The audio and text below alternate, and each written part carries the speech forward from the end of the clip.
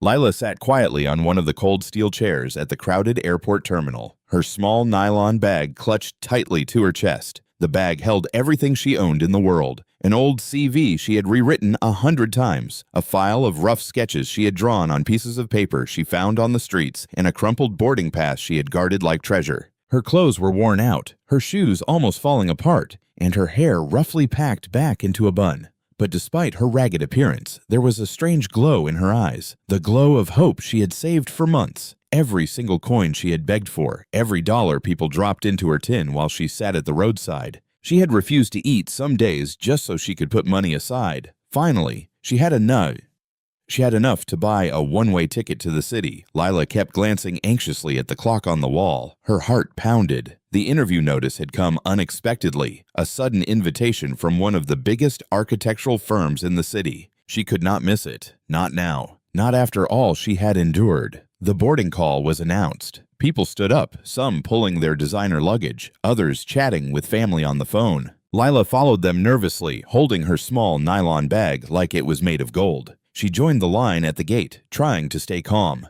When she reached the air hostess, the woman's eyes narrowed at her appearance. "Boarding pass?" the hostess asked, raising a perfectly arched brow. Lila handed it over with trembling hands. The hostess looked at the boarding pass, then at Lila's torn sandals, then back at the pass. "Where is your luggage?" This is all I have?" Lila whispered, lifting her nylon bag slightly. The hostess frowned. "Madam, are you sure you can afford this flight? Where did you even get this ticket?" "I bought it," Lila said quickly, her voice shaking. "Please, I need to get to the city today. I have an interview. Please." But the hostess's face turned cold. She looked Lila up and down with disgust and shook her head. "I'm sorry, but you cannot board this flight. This is not a bus park. We cannot allow just anyone. Please don't do this to me," Lila begged, her eyes filling with tears. "I worked hard for this ticket. Please." The people in line started staring. Some whispered, some sneered. A man in a suit shook his head and muttered, "These are the kind of people who embarrass themselves." Lila's chest tightened. She felt the world closing in on her. The hostess stepped aside and motioned for security. "Escort this woman out." Lila's knees felt weak. Her chance, her only chance, was slipping away right before her eyes. She wanted to scream, to fight, but the shame weighed her down. Then, just as the security guard moved forward, a deep voice cut through the noise. "Wait!" Everyone turned. From the first-class section of the line, a tall man in an expensive suit walked forward. His presence was commanding, his face sharp yet kind. His wristwatch gleamed, his shoes polished, but it was his calm confidence that silenced the crowd. "What seems to be the problem here?" he asked the hostess, his tone polite but firm. "This woman," the hostess said with a scoff, "claims she has a ticket, but look at her. She can't possibly." "She has a ticket," the man interrupted, taking the boarding pass from Lila's trembling hand and glancing at it. "And it's valid. So, what exactly is the problem?" The hostess faltered. "Sir, it's just that she doesn't look like she belongs here." The man finished, his eyes narrowing. The hostess shifted uncomfortably. "Well, yes." A silence fell. Lila stared at the man, her tears threatening to fall. Why was he standing up for her? The man sighed and turned to Lila. "Come with me." But the hostess quickly stepped forward. "Sir, first-class passengers are not allowed to bring—" The man cut her off again. "If she cannot board this flight, then neither will I." Gasps filled the air. Everyone knew who he was now. Bennett Hayes, billionaire architect, the owner of Hayes & Company, and one of the most powerful men in the country. His face was often on magazine covers, his name constantly in business news. Without another word, Bennett pulled out his phone, dialed the number, and said calmly, "Prepare the jet. We leave shortly." The hostess froze. The security guard stepped back. The crowd watched in stunned silence as Bennett gently guided Lila away from the gate. Lila could barely breathe. She walked beside him like a shadow, her mind spinning. Private jet? Who was this man? Why would he do this for her? Minutes later, they were seated in a luxurious private jet. Lila sat stiffly, her nylon bag clutched on her lap, afraid to touch anything. The leather seats, the polished tables, the soft hum of the engines. It was all too much. Bennett sat across from her, studying her quietly. "So," he said finally, "where are you going in such a hurry?" Lila swallowed hard. "The city. I have an interview." "An interview?" Bennett leaned forward with interest. "With which firm?" She hesitated, then whispered, Hayes and Company. Bennett raised his brows slightly but said nothing. Instead, he asked, And what position are you applying for? Architect, Lila said, her voice trembling. I studied architecture. I used to design. I still draw. But her words broke and tears welled up in her eyes. Life hasn't been kind. Bennett's voice softened. Tell me. And so she told him. She told him about her abusive partner, Marcus, who had once been her whole world, how he grew cold, how he cheated openly, how he threw her out one rainy night when she was pregnant, choosing another woman over her, how she had begged him for mercy, but he slammed the door in her face, how she lost the pregnancy days later because of the stress. With no family, no home, and no money, Lila had been forced onto the streets. She begged to survive, slept under bridges, ate scraps. Yet even there, she clung to her dreams. She drew buildings in the dust, on old papers, on napkins strangers dropped. Her hands never forgot how to create. Even when her stomach ached with hunger as she spoke, tears slid down her cheeks. She wiped them quickly, ashamed. I'm sorry, she whispered. I don't know why I'm telling you all this. Bennett reached across the table and gently took the file from her nylon bag. He opened it and began to look through her sketches. The silence stretched as he turned page after page. His eyes narrowed, his lips pressed together. These are good, he said finally, lifting his gaze to hers. Very good. Lila blinked in surprise. You think so? I know so, Bennett said simply. I'm an architect too, and I own one of the biggest firms in the country. I know talent when I see it. And you, Lila, you are talented. Lila covered her mouth with her hands, her chest tightening with a mixture of disbelief and hope. For so long, nobody had seen her. Nobody had believed in her. And now, this stranger, this billionaire, was saying the words she had longed to hear. As the jet soared into the clouds, Lila stared out the window, tears streaming down her face. For the first time in years, the world didn't look so dark. For the first time, she dared to believe that maybe, just maybe, her story was not over yet. The jet landed smoothly on the runway. Lila's heart raced as the aircraft slowed down. She couldn't believe she had just traveled on a private jet. The sound of the engines quieted, and soon the door opened to reveal the bright sunshine waiting on the tarmac. A gleaming black limousine waited. A chauffeur in a crisp suit stood beside it, bowing slightly as Bennett and Lila descended the stairs. Lila froze. A limousine for her? She looked at Bennett, but he only smiled gently. Come on, he said, guiding her forward. Inside, the limo smelled of leather and expensive cologne. Lila sat nervously, holding her nylon bag against her lap. Even though her sketches now rested in Bennett's briefcase, she kept her eyes low, but her mind was racing. She thought of the streets, the hunger, the nights she had prayed under a bridge. Now here she was sitting in a car most people only saw in movies. Bennett broke the silence. So, where exactly is this interview of yours? Lila hesitated before replying, her voice soft. At Hayes and Company? Bennett chuckled, a deep, amused laugh that startled her. She looked up quickly. Why? Why are you laughing? He leaned back against the leather seat, still smiling. Because, Lila, I am Bennett Hayes, and Hayes and Company is my firm. Her jaw dropped. What? Yes, he said casually. You're going to be interviewed at my company. Funny how life works, isn't it? Lila's heart thudded wildly. She didn't know whether to laugh or cry. You mean you're the one? Her voice trailed off, too overwhelmed to continue. Bennett tilted his head, studying her. Do you know what this means? She shook her head quickly, panic in her eyes. It means I won't get the job. You already know me. The others will think I cheated, that you gave me the position out of pity. Bennett smiled at her earnestness. Relax. I'm not going to interfere. You'll go in like every other applicant. You'll face the panel. You'll prove yourself. Whether you get the job or not will depend on you, not on me. Tears burned behind her eyes. For the first time, someone powerful wasn't trying to use her or buy her. He wanted her to stand on her own. She nodded, her voice barely a whisper. Thank you. Bennett glanced at his watch. But first, you need a change of clothes. You can't walk into Hayes and Company in these. His eyes flickered to her faded gown and worn sandals. Lila looked down, ashamed. She had tried her best to stay neat, but there was no hiding her poverty. The limousine pulled up in front of a high-end boutique. The glass doors gleamed, and mannequins in elegant suits stood proudly on display. Lila froze. I can't go in there, she said quickly. I don't belong in such a place. Bennett gave her a firm look. You belong anywhere your dreams take you. Come. He stepped out first and held the door for her. Reluctantly, Lila followed. Inside, the boutique sparkled. Rows of tailored suits, polished shoes, silk blouses, and handbags lined the shelves. The sales attendants looked up in surprise, their eyes sweeping over Lila's ragged clothes. One of them whispered something to another, and they giggled. Bennett's commanding voice cut through the air.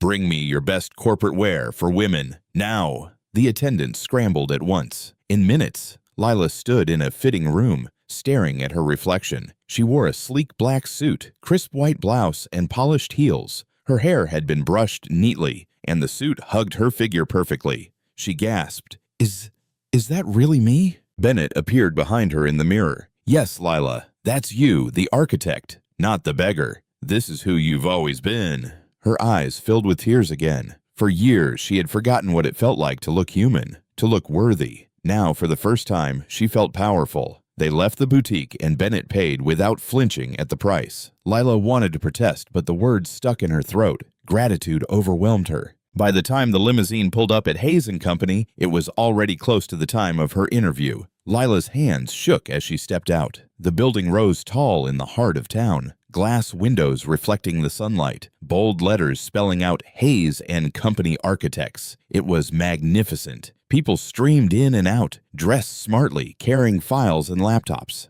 Lila's knees trembled. Bennett placed a reassuring hand on her shoulder. "Go in. Face them. Show them who you are. When you're done, come to my office with the verdict." She nodded, inhaled deeply, and walked toward the glass doors. Inside, the receptionist smiled politely. "Good morning. How may I help you?" Lila swallowed hard. I'm here for the interview, Lila Johnson." The receptionist tapped on her computer, then nodded. "Yes, Miss Johnson, please have a seat. You'll be called shortly." Lila sat down, her heart pounding. She clutched her file tightly, trying to calm her breathing. Around her, other candidates looked sharp, confident, polished. Some glanced at her and smirked. She lowered her eyes, reminding herself of Bennett's words. "This is who you've always been." Soon, her name was called. She entered the interview room, where 4 panelists sat behind a long table. Their expressions were serious, their eyes sharp. "Good afternoon, Miss Johnson," one of them said. "Let's begin." The questions came fast. They asked about her studies, her work experience, her design concepts. They tested her knowledge of structures, sustainability, and modern trends in architecture. At first, Lila's voice trembled, but then something inside her shifted. She remembered the nights she had drawn buildings by candlelight, the afternoons she had sketched while hungry, the years she had dreamed of creating structures that touched lives. Passion filled her words. Confidence replaced fear when they handed her a sheet of paper and asked her to sketch a quick design for a proposed community center. Her hands flew across the page. Lines became walls, walls became halls, halls became dreams. She looked up finally, and the panelists were nodding. One of them whispered to another. Lila left Bennett's office that afternoon with her appointment letter clutched in her hand like a prize. She couldn't stop smiling. After years of pain and humiliation, she finally had something no one could take away from her.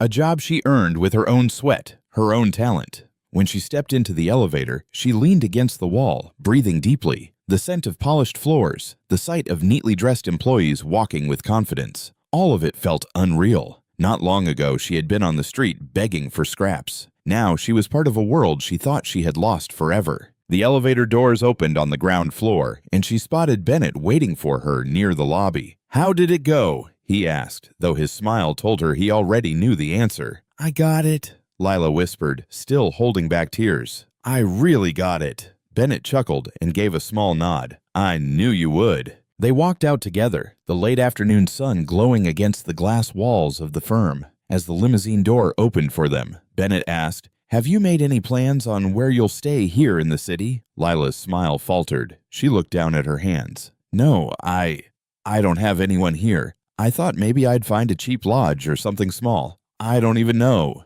Bennett studied her for a moment, then pulled out his phone. He dialed quickly and spoke in his usual calm but commanding voice. "Yes, get me a safe, fully furnished bungalow in a decent neighborhood, something ready for immediate move-in. I'll be there shortly." Lila's head shot up, her eyes wide. "Bennett, no. Please, I can't let you do that. You've already done too much for me." He raised a brow. "Lila, you can't go back to sleeping under bridges. Not after all this. You need a safe place. Consider it an investment in your future. Architects need peace of mind to create. You'll pay me back one day if you must, but for now, let me do this." Her throat tightened. Gratitude burned in her chest, but so did fear. She didn't want to depend on another man again, but the sincerity in his eyes reassured her. Bennett wasn't like Marcus. He wasn't trying to control her. He was giving her space to rise. "Thank you," she whispered. The limousine drove them to a quiet neighborhood lined with trees and neat houses. Children rode bicycles down the street, laughter filling the air. A real estate agent was waiting outside a charming bungalow with cream-colored walls and a red roof. "This way, madam," the agent said, smiling politely. Lila stepped inside slowly, her sandals brushing against the tiled floor. The house smelled faintly of fresh paint. The living room was bright with wide windows letting in golden sunlight. A soft sofa sat in the corner, and a dining table stood ready in the center. She walked through the rooms one by one. A small but cozy kitchen with cabinets, a bedroom with a neat bed already made, a bathroom with gleaming tiles. Her steps grew slower as tears blurred her vision. She turned to Bennett, her voice trembling. This is too much. It's beautiful. I don't deserve this." Bennett stepped closer, his expression firm. "Lila, don't ever say that again. You deserve safety. You deserve peace. You deserve a place to call home." Her lips trembled and finally the tears spilled over. She covered her face with her hands, her body shaking as years of pain poured out. "Thank you," she whispered through sobs. "Thank you, Bennett. You've given me back my life." Bennett placed a gentle hand on her shoulder. "No, Lila, you took your life back the moment you refused to give up on your dreams. I'm only opening the door. The rest is yours to walk through." The agent, sensing the emotion of the moment, quietly excused himself. "The keys are yours, madam. Congratulations." He handed them over and stepped outside. Lila held the keys tightly in her palm, still crying softly. Bennett gave her a small smile. "Come, there's one more thing." Confused, she followed him outside. A sleek, brand-new car was parked in the driveway, its silver paint gleaming in the fading sunlight. A car dealer leaned casually against it, waiting. Lila froze. "Bennett." He walked forward, took the keys from the dealer, and pressed them into her hand. "This is yours. You'll need it to get to work." Her mouth fell open. She shook her head wildly. "No, no, no. I can't accept this. A house is already too much. But a car. Bennett, please, this is too much." Bennett chuckled softly. "Lila, relax. It's not charity. It's practicality. You have a demanding job now. You can't be struggling with buses and taxis every morning. Consider this part of your new beginning." Lila stared at the shiny car through tear-filled eyes. She had dreamed of owning a car once back in school, when she and her classmates would talk about the future. But life had stolen those dreams. She had never thought she would stand before her own car one day. She looked at Bennett, her voice breaking. "Why are you doing all this for me?" Bennett's expression softened, because sometimes life takes everything from people who don't deserve it. And sometimes someone needs to step in and remind them that they still matter. "You matter, Lila." Her knees almost gave way. She leaned against the car, sobbing quietly. "I don't know how to thank you." "You don't have to," Bennett said gently. "Just live. Just build. Just be the architect you were born to be." The sun dipped lower, painting the sky with shades of orange and pink. Lila stood there, holding the car keys, the house keys, and her fragile heart. For the first time in years, she wasn't thinking about survival. She was thinking about tomorrow. That night, after Bennett left, Lila lay in the bed of her new home. The sheets were soft against her skin. The roof didn't leak. The doors locked. The silence was safe, not threatening. She stared at the ceiling for hours, tears streaming down her cheeks. She whispered into the darkness, "God, is this really my life now? Am I really free?" She clutched her pillow, her heart swelling with gratitude. For the first time in so long, she dared to believe she wasn't cursed. She dared to believe she could be happy. And somewhere in the city, Bennett sat in his study, sipping tea and staring out at the skyline. For reasons he couldn't explain, he felt peace knowing Lila was safe tonight. He had helped countless people in his life, but something about her was different. She wasn't just another good deed. She was something more. Lila's first period at Hayes and Company felt like stepping into another universe. Each morning, she slipped into one of the corporate outfits Bennett had insisted she buy, combed her hair neatly, and drove her new car through the buzzing streets. She would park in the company's underground garage, still shocked that she had a spot reserved for her,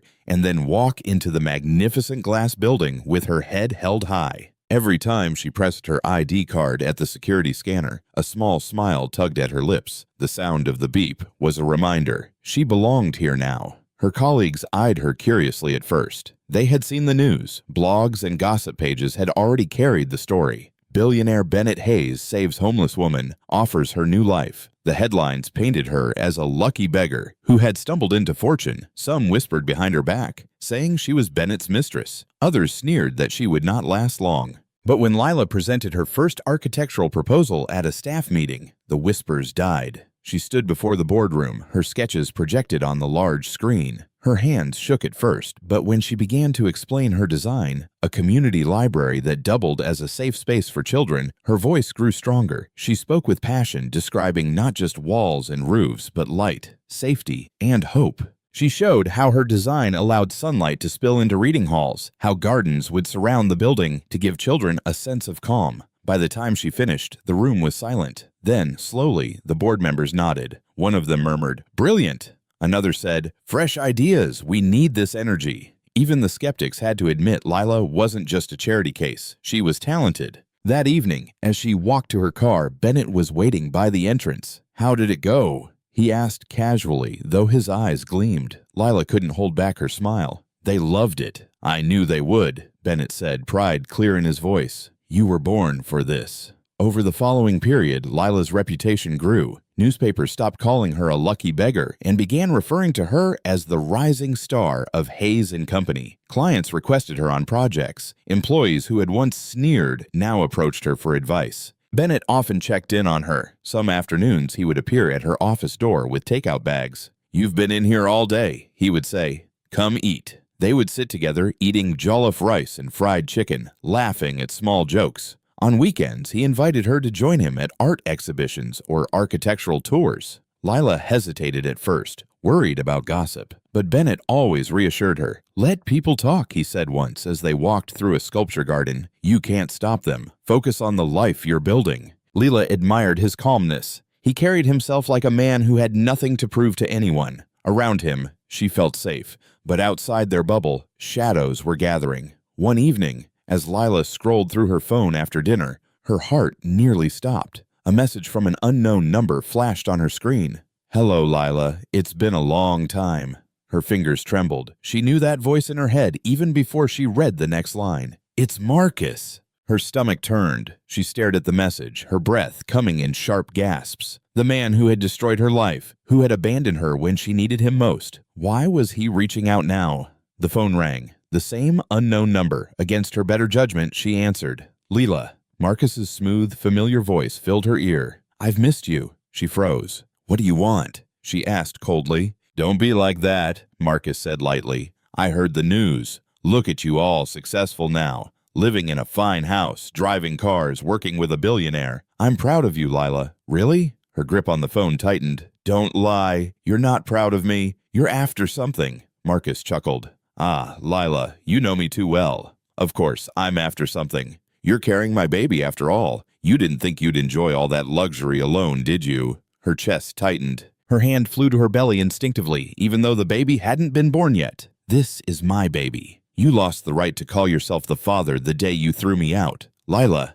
he said softly, almost mockingly, "don't talk like that. I'm coming back into your life, whether you like it or not." She hung up before he could say more, her whole body shaking. That night, she couldn't sleep. She sat on the edge of her bed, hugging her knees, replaying his words. She wanted to run, but where would she go? She wanted to scream, but only silence filled the room. The next morning, she told Bennett during one of his visits. "He called me," she whispered, staring at her hands. "Marcus. He says he wants back into my life." Bennett's jaw tightened. He leaned forward, his voice steady. "What did he say exactly?" She repeated the conversation. Bennett's eyes darkened. "I know men like Marcus. Opportunists. They crawl back when they smell money. Don't let him scare you. I won't let him." Lila wanted to believe him. She nodded, though her heart was still heavy. The next day, as she dressed for work, she opened her door and froze. Marcus was sitting on her front step, her breath caught. "Marcus, how did you find me?" He smirked, standing slowly. "Did you think you could hide? This is my baby, Lila. My stake in your life. You can't shut me out." She shook her head, anger and fear mixing in her chest. "You have no right. You lost that long ago."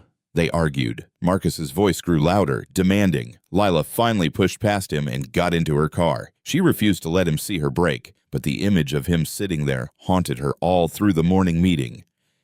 She barely heard her colleagues. She made mistakes in her presentation. People glanced at her strangely. After the meeting, Bennett called her into his office. "What's wrong? You're not yourself today?" She hesitated, then sighed. "Marcus. He was at my house this morning." Bennett's calm facade cracked. His eyes blazed with fury. "He showed up at your home." "Yes," Lila whispered. "He says he wants the baby. He says he has a right to my life." Bennett stood abruptly, grabbing his car keys. "I'm driving you home. If he's there, he'll answer to me." Lila followed silently, her heart pounding. For the first time since she had met Bennett, she saw him angry. Not the quiet, composed billionaire, but a man ready to fight for her. And deep inside her, beneath the fear, a tiny spark of warmth flickered. Bennett drove fast but steady, eyes fixed on the road, jaw clenched. Lila sat beside him, fingers twisting around each other. The city passed in a blur. Street stalls, Okada riders, blinking traffic lights, none of it settled her heart. She kept seeing Marcus on her doorstep,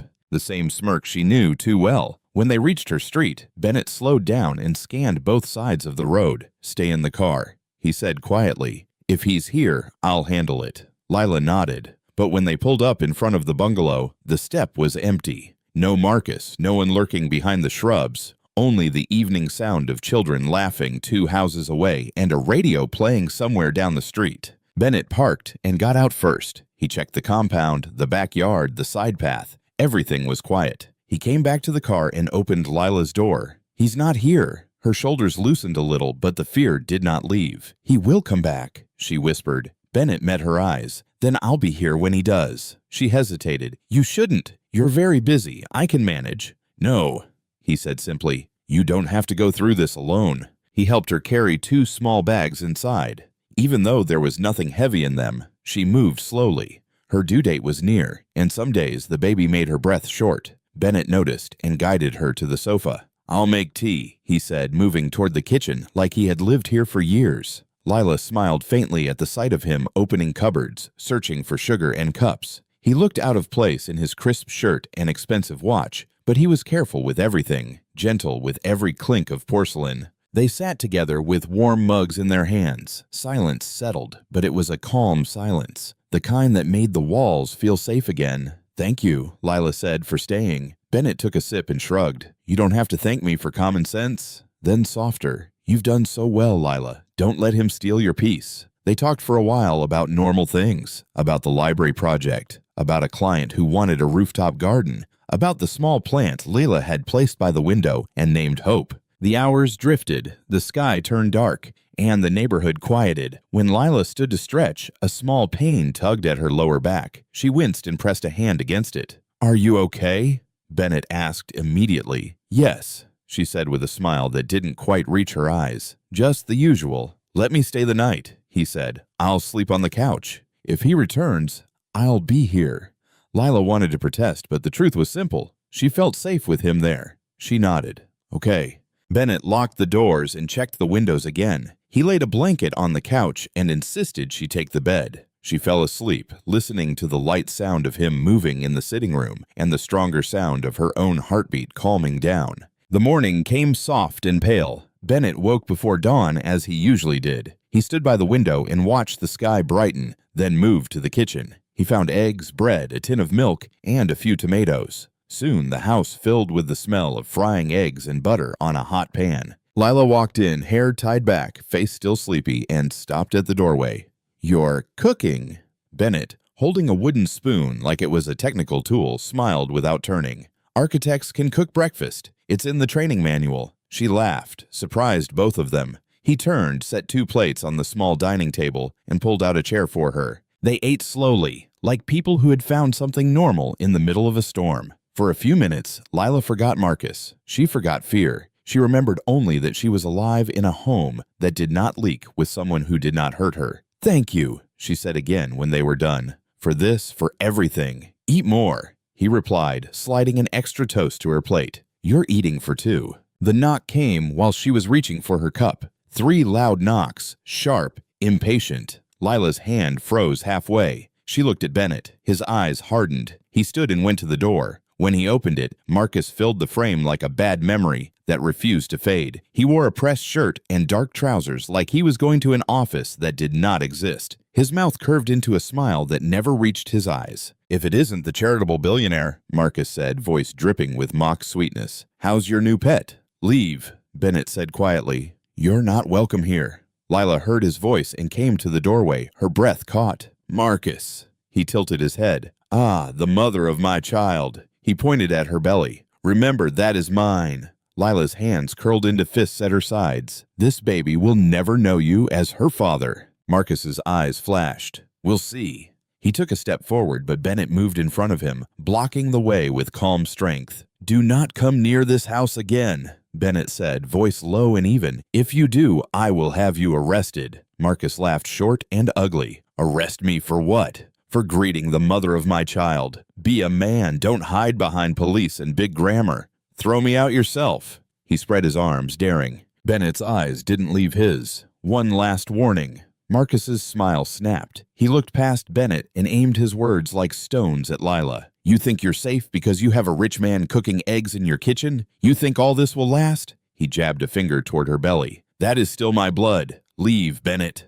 Marcus's gaze cut back to Lila. Anger twisted his mouth. He moved suddenly, brushing past Bennett's shoulder and crowding the doorway. "You will regret this." Lila stepped forward and stood tall, even with her fear. "Get out of my house, Marcus." He shoved her. It wasn't a heavy push, but she wasn't steady on her feet. She stumbled backward, her heel catching on the edge of the rug. She fell onto the tiled floor with a soft cry. Everything in Bennett's face changed. The restraint left. The training entered. He moved fast, not wild, not messy, focused. He grabbed Marcus's wrist mid-swing, twisted and drove him back with 2 clean strikes. One to the shoulder to break balance, one to the ribs to empty breath. Marcus lunged with anger, not skill. Bennett sidestepped, hooked a foot behind Marcus's ankle, and swept. Marcus crashed into the doorframe, cursing. He came again, swinging. Bennett blocked, stepped in, and drove a short punch into Marcus's chest, pushing him out into the compound. "Enough," Bennett said, voice like steel. "Leave now." Marcus stared, panting, eyes wide at the power he had not expected. He spat on the ground, his pride bleeding more than his lip. "You haven't seen the last of me." He backed away, then turned and ran, hurling words over his shoulder. "I'll be back." Bennett watched him go only long enough to be sure he was truly leaving, then spun around and hurried to Lila. She was half sitting, half lying on the tile, her face pale. One hand held her belly, the other reached for him. "Bennett," she whispered, breath shallow. "Something is wrong." He knelt beside her. "Where does it hurt?" "A tight pain. Then it stops." "Then it comes again," she said, voice shaking. Another wave seized her and she winced. "It's closer now." Bennett's heart jumped. Contractions. Her eyes met his. A small, frightened nod. He didn't waste a second. He grabbed a clean blanket from the couch, wrapped it around her shoulders, and lifted her gently. "We're going to the hospital." He carried her to the car and laid the seat back. "Breathe with me," he said as he fastened the belt across her. "In 2, 3, out 2, 3. She tried to match him. The next contraction hit and she squeezed his hand hard enough to hurt, but he did not let go. He shut the front door, locked it, and ran around to the driver's side. The engine roared. He drove with precision, fast but careful, hands steady on the wheel, eyes on the road and the side mirror, mind counting distances like drawings on a plan. "You're doing well," he said. "We're almost there. Keep breathing in. 2, 3, out. 2, 3. Lila tried to focus on his voice. The world blurred with pain and fear and then strange calm. Between the waves, she saw his profile strong and set and felt her panic ease. He was here. She was not alone. They reached the hospital. Nurses rushed forward with a wheelchair as soon as Bennett shouted for help. "She's in labor," he said, already lifting Lila out of the car. "Please take care of her." The nurses took over, gentle but quick. A midwife asked questions. Lila answered between breaths. Someone placed a cuff on her arm. Someone else checked the baby's heartbeat. The sound filled the room fast, strong, steady. Lila began to cry. Relief, fear, hope, all of it at once. "You're okay?" the midwife said, smiling. "Your baby is okay. It's time." They wheeled her toward the delivery room. Bennett started to follow, then stopped at the nurse's firm hand. "Sir, you can wait outside." He nodded, swallowing the urge to argue. He squeezed Lila's hand before they separated. "I'm here," he said. "I'm right here." The door closed. Time changed shape in the white corridor. Seconds felt like hours. Bennett paced, stood, paced again. He wiped blood, Marcus's from his knuckles with a tissue, then noticed, and tossed it away. He scrubbed his hands in the restroom until the sting of soap pulled him back into his body. He sent a message to the head of security at Hayes & Company. Short and direct. "I need eyes on a man named Marcus, full name to follow. Do it quietly." Then he waited. Inside, Lila pushed through pain she could not name. She gripped the bed rail, shook, prayed. The midwife's voice was a rope she could hold. "You are strong," the woman kept saying. "You can do this. One more push. That's it. Again." Lila thought of the street and the nights under the bridge. She thought of the rain that soaked her clothes and the hunger that gnawed her bones. She thought of the day an air hostess had looked at her like dirt, and the moment a stranger's voice had cut through the noise to say, "Wait." She thought of drawings on torn paper and a plant on a windowsill named Hope. She pushed. A cry burst into the room. Fierce, high, perfect. The midwife laughed, full and bright. "A girl." Lila broke into tears that felt like light. The midwife placed a small warm bundle on her chest. Lila looked down and saw a face, red and wrinkled and beautiful, 2 eyes squeezed tight, a tiny mouth opening to declare her arrival to the world. "Hello," Lila whispered, voice shaking with joy. "Hello, my love." The baby settled like she knew the voice. A nurse cleaned Lila's forehead and adjusted the blanket. The midwife's hand squeezed her shoulder. "You did well, Mama." Later, when everything was calm and the baby had been checked and wrapped again, a nurse opened the door and signaled. Bennett entered quietly, as if stepping into a sacred place. He stopped at the foot of the bed and simply stared, the fight gone from him, the power gone too. Only wonder remained. Lila looked up at him, eyes shining. "Meet your little miracle," she said softly, then laughed at herself. "I mean, my miracle." Bennett moved closer, slow, careful. The baby made a small sound like a sigh. He reached out, then paused, seeking permission with his eyes. "Go on," Lila whispered. He slid his hands under the tiny body and lifted her. His face changed again, softened in a way Lila had never seen. He stared at the small fingers, the small mouth, the newness of it all. He smiled, and it was not the smile of a billionaire who had won another deal. It was the smile of a man who had been allowed to hold a sunrise. "She's perfect," he said, barely breathing the words. He handed the baby back reluctantly, then bent and kissed Lila's forehead. The kiss was gentle, grateful, promise made without words. "Thank you for being brave," he whispered. "Thank you for fighting." Lila closed her eyes. For the first time in a very long time, she felt completely safe. The storm had not ended. Storms never really ended, but she had crossed something, a line, a night, a sea. She had entered morning. Outside, the city moved on. Cars honked. Traders called out prices. Life pushed forward. Inside the bright room, a new life breathed softly against her chest, and a man who had once been a stranger stood watch like a lighthouse. Whatever waited beyond this day, whatever Marcus still planned, whatever fear still tried to rise, Lila knew one thing. She was not the same woman who had sat on a cold airport chair clutching a nylon bag. She was a mother. She was an architect. She was alive, and she was not alone. The days after the birth felt like a dream wrapped in fragile paper. Lila returned home from the hospital with her daughter in her arms, Bennett beside her every step. The little girl was tiny, her cries soft, her eyes still adjusting to the brightness of the world. Lila named her Isla Grace, because the child was nothing short of grace made flesh. When they carried Isla into the bungalow for the first time, Lila stood in the living room and whispered, "Welcome home, my baby." Tears rolled down her cheeks as she kissed the child's forehead. Bennett stayed close, helping to unpack, checking the locks on the doors again, making sure the windows were secure. "Everything has to be safe," he muttered more than once, as if repeating it would make it so. In the following days, he visited almost every evening. He brought food, sometimes cooked by him, sometimes from fancy restaurants. He held the baby gently, never rushing, always asking permission with his eyes before taking her into his arms. When Isla fussed, he rocked her slowly, murmuring to her in low tones that always seemed to calm her down.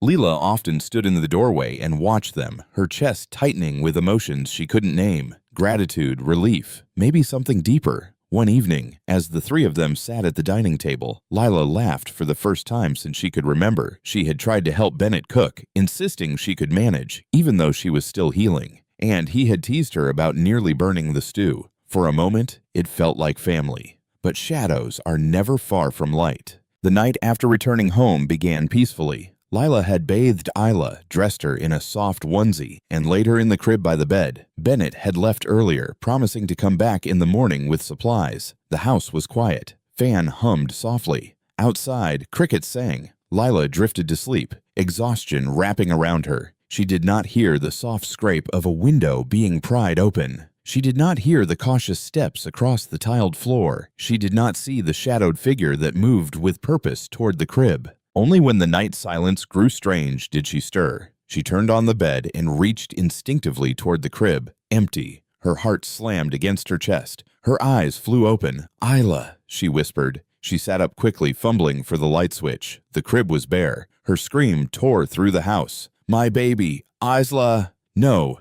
She stumbled to the living room, then the kitchen, calling her baby's name as if the child could answer. Every room echoed with emptiness. The window in the sitting room was ajar, the curtain fluttering. Her legs gave way. She fell to the floor, sobbing, clutching her chest. The world tilted. Through her tears, she managed to grab her phone. Her fingers shook so violently she could barely press the numbers. She called the one person she trusted. "Bennett!" she cried when he answered. "She's gone. They took my baby. I'm on my way," he said, no questions asked, his voice sharp with urgency. Minutes felt like hours. Lila paced the house, screaming, praying, collapsing in tears, rising again. When Bennett finally burst through the door, she ran to him like a drowning woman clutching a lifeline. "They took her!" she gasped, clutching his shirt. The crib was empty. The window was open. "Bennett, they took Isla." He pulled her close, steadying her. "We'll find her," he said firmly. "I promise you we'll find her." He called someone immediately, a police inspector he clearly knew well. Within an hour, officers arrived, their uniforms dark against the night. They asked questions gently, their notebooks open. Lila tried to answer, but her voice cracked. "When did you last see the baby?" "Just before I slept," she whispered. "She was in the crib. Did you hear anything? Notice anyone?" "No. No." She broke down again, her whole body trembling. "It's my fault. I should have stayed awake. I should have—" "Lila, stop!" Bennett cut in, his voice calm but firm. He held her shoulders, forcing her to look at him. "This is not your fault. Do you hear me? This is not your fault." The inspector nodded. "We will do everything within our power to find your baby. For now, try to remember the smallest detail. Anything unusual today?" Lila closed her eyes, thinking. Then it came to her. Marcus. Bennett's jaw clenched. "It could be him," she whispered. "He said he would be back. He said the baby was his." Bennett turned to the inspector. "Then start with him." The investigation moved quickly. By evening the next day, the inspector called Bennett. A street camera near Lila's neighborhood had captured Marcus cradling a baby in his arms, heading toward downtown. Lila nearly collapsed when she heard. "It's him," she whispered, clutching her stomach as if she could still feel the child there. That same night, Lila's phone rang. The caller ID was unknown. Her hand shook as she answered. "Lila!" Marcus's voice slid into her ear, oily and smug. "If you want to see the baby again, you'll pay." Her breath caught. "Marcus, please." $10 million, he interrupted coldly, "or you'll never see her again." Tears streamed down her face. "I don't have that kind of money." "You don't," he said, chuckling, "but your billionaire does. Tell him to bring it or say goodbye to your daughter." The line went dead. Lila dropped the phone, her sobs filling the room. Bennett was beside her in an instant, pulling her into his arms. "Shh, we'll get her back. They'll hurt her." Lila choked out. "He'll hurt her." Bennett cupped her face, his voice steady. "Listen to me. He won't. The police are already tracking his call. We'll find him. We'll get Isla back." The inspector nodded from across the room. His team had already set up equipment, their laptops glowing. "We're on him. We'll trace every call, every signal. He won't escape." But Bennett saw the fear in Lila's eyes, and deep inside, his own anger burned like fire. He had built skyscrapers, negotiated million-dollar deals, and outsmarted competitors his whole career, but nothing had ever felt as urgent, as personal as this. Marcus had touched what he shouldn't have, and Bennett would not rest until Isla was safe in Lila's arms again. That night stretched endlessly. Lila sat on the sofa, clutching Isla's small blanket to her chest, inhaling the fading baby scent. Bennett stayed beside her, never leaving, answering every call from the police with sharp questions. "You're not sleeping," Lila whispered once, looking at him through swollen eyes. "I will sleep when Isla is home," he replied simply. She pressed her face into the blanket and wept again. Outside, the night deepened. Somewhere in the city, her baby cried for her mother, and Lila vowed through her tears. No matter what it cost, she would fight until her child was safe again. The hours after Marcus's ransom call felt like walking through a storm with no umbrella. Lila sat in her living room, her arms wrapped around Isla's blanket, rocking back and forth as if motion alone could bring her child back. Bennett never left her side, his phone glued to his hand, his eyes sharp and restless. The police inspector and 2 officers worked quietly in the background, their laptops open, radios crackling now and then. Every tick of the clock stabbed deeper into Lila's heart. When the inspector's phone finally rang, the room went silent. He answered quickly, listened, then swore under his breath. "We traced the call to an alley downtown, but when we got there, the phone was in a dumpster. He knew we were tracking him." Lila's chest tightened. "No, no, please." Bennett stepped forward. "What else did you find?" The inspector held up a plastic bag. Inside it, a crumpled note. He read aloud, "Get my 10 million." Lila buried her face in her hands. "He's playing games with us." Bennett's voice hardened. "He wants to break her spirit. He won't succeed." 2 hours later, another call came. This time, Marcus had slipped. He had used his own card to book a motel room on the outskirts of the city. The police didn't waste a second. "We move now," the inspector ordered. Bennett grabbed his jacket. "We're coming too." Lila's first instinct was to say no, but she couldn't sit at home while strangers went after her child. "I'm coming," she said firmly. The convoy of police cars and Bennett's SUV cut through the night. Sirens muted but lights flashing. The city blurred past. Shuttered shops, sleeping houses, a few night owls walking aimlessly under yellow street lamps. Lila sat in the back seat, clutching the baby blanket, whispering prayers under her breath. "Please, God, please let her be alive. Please let me hold her again." The motel appeared at last, a rundown building with flickering neon lights. The kind of place no one wanted to admit they visited. Officers surrounded it silently, guns drawn. The inspector gave hand signals. 2 officers slipped in through the back, while others prepared to storm the front. Bennett squeezed Lila's hand. "Stay here." She nodded, her chest heaving. Then the inspector signaled. The door burst open. Shouts filled the air. "Police! Hands up!" Lila strained to see through the windshield. Moments later, 2 officers dragged Marcus out in handcuffs. His shirt was half-buttoned, his hair messy, his mouth twisted in a bitter smile.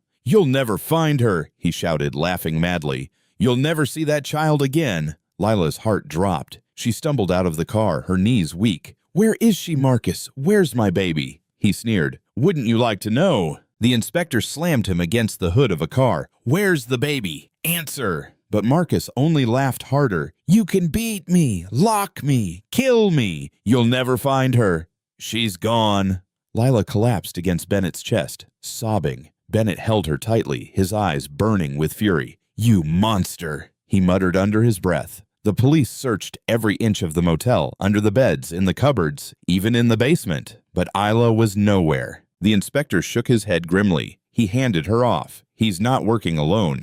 At the station, Marcus sat in an interrogation room, smirking. Lila watched him through the glass, trembling with rage and fear. "He's enjoying this," she whispered. Bennett's hand rested on her back. "He won't win." Hours dragged by with no progress. Then, just as dawn painted the horizon gray, Lila's phone rang. She picked it up with shaking hands. A woman's voice, soft but urgent, spoke. "Lila, yes, this is Lila. Who are you? Where is my baby?" I have her," the woman said, her voice breaking. "I'm Marcus's friend. He left the baby with me, but I can't do this. I'm a mother, too.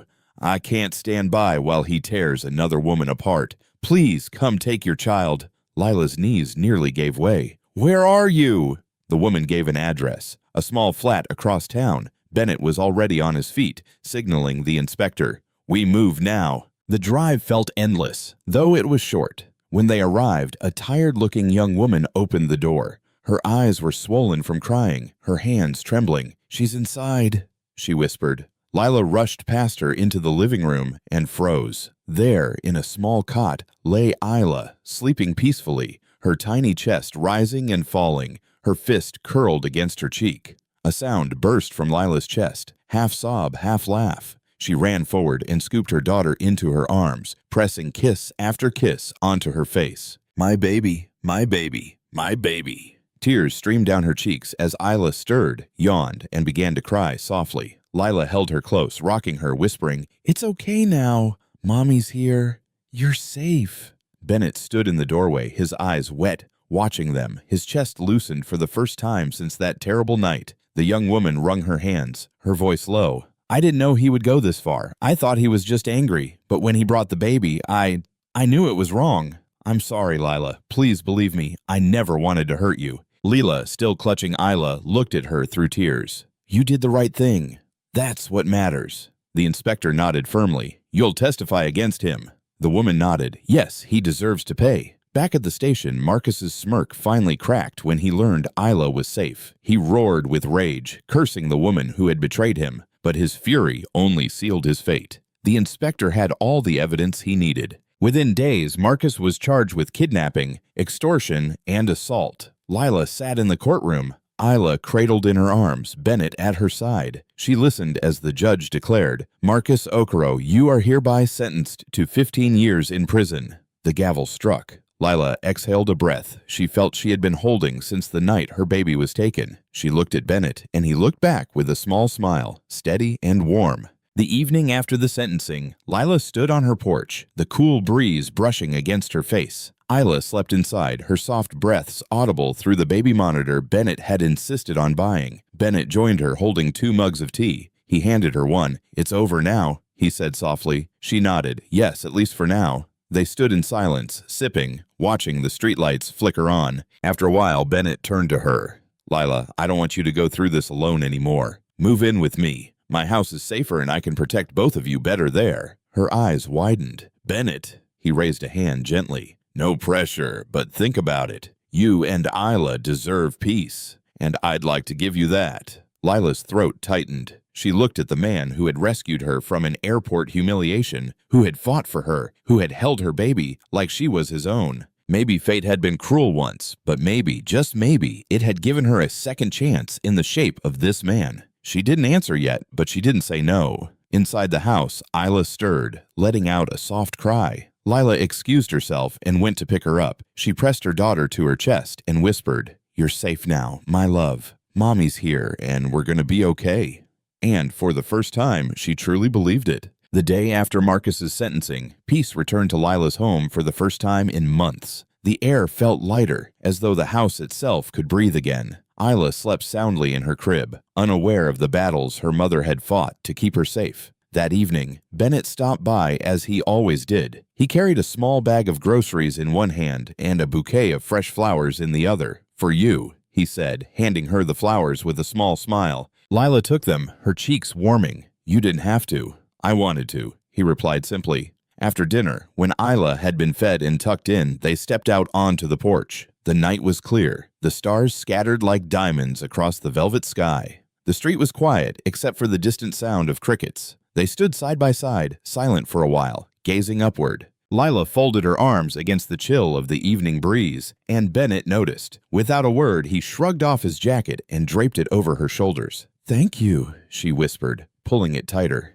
He nodded, his eyes still on the stars. "Beautiful night." "Yes," she said softly, though her gaze had shifted to him.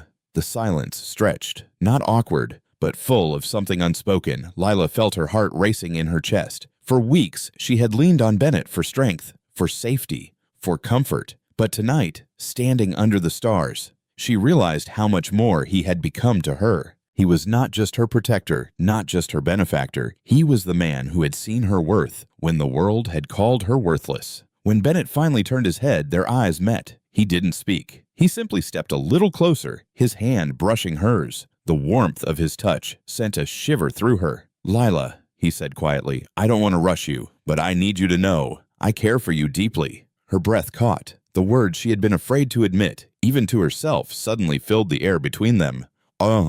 She took a small step closer, her eyes searching his.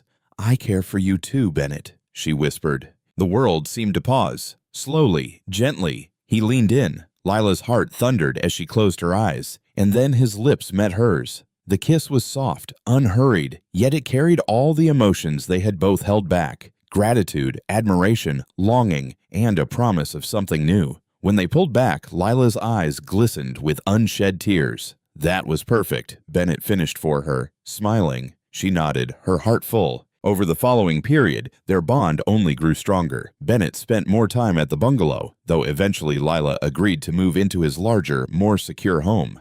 There, Isla had a nursery filled with warmth and color, and Lila had space to breathe and create. Together, they balanced work and home. They cooked meals side by side, argued playfully over designs, and spent quiet evenings walking in the garden. Bennett adored Isla, often cradling her to sleep when Lila was too tired or making silly faces just to hear her laugh. It wasn't long before whispers in the office grew louder, the boss and the new architect, but Lila didn't care anymore. For once in her life, she was happy, and nothing could take that away. One evening, Bennett invited Lila to a private dinner at the rooftop of one of his newest buildings. The view of the city stretched endlessly, the lights twinkling like stars fallen to earth. A violinist played softly in the corner, and the table was lit by candles. Lila, dressed in an elegant gown Bennett had picked for her, felt like she was living in a dream. Halfway through the evening, Bennett stood. He walked to her side, knelt on one knee, and opened a small velvet box.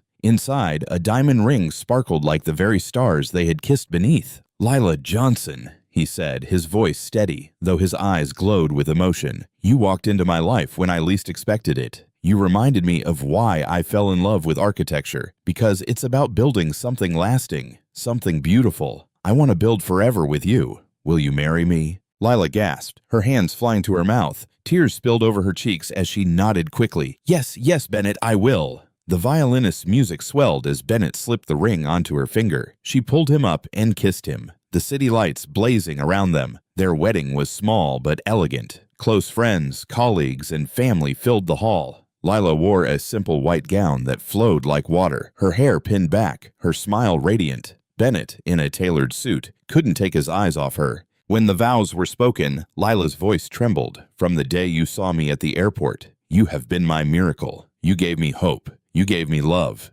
And you gave me a family. I promise to love you with all that I am for all of my days." Bennett's eyes glistened as he replied, "You walked into my life with nothing but your courage and your dreams, and in you, I found everything I had ever wanted. I promise to protect you, to cherish you, and to walk beside you always." They sealed their vows with a kiss, this one deeper, fuller, carrying all the storms they had survived together. And as the guests clapped and cheered, Lila looked down at her ring, then at the baby sleeping in her mother's arms, and finally at Bennett's smiling face. For the first time in her life, she wasn't just surviving. She was living loved, secure, and free. It was truly the perfect beginning. Thanks for watching. If you enjoyed this story, please subscribe to this channel and tell us where you are watching from. Have a wonderful day.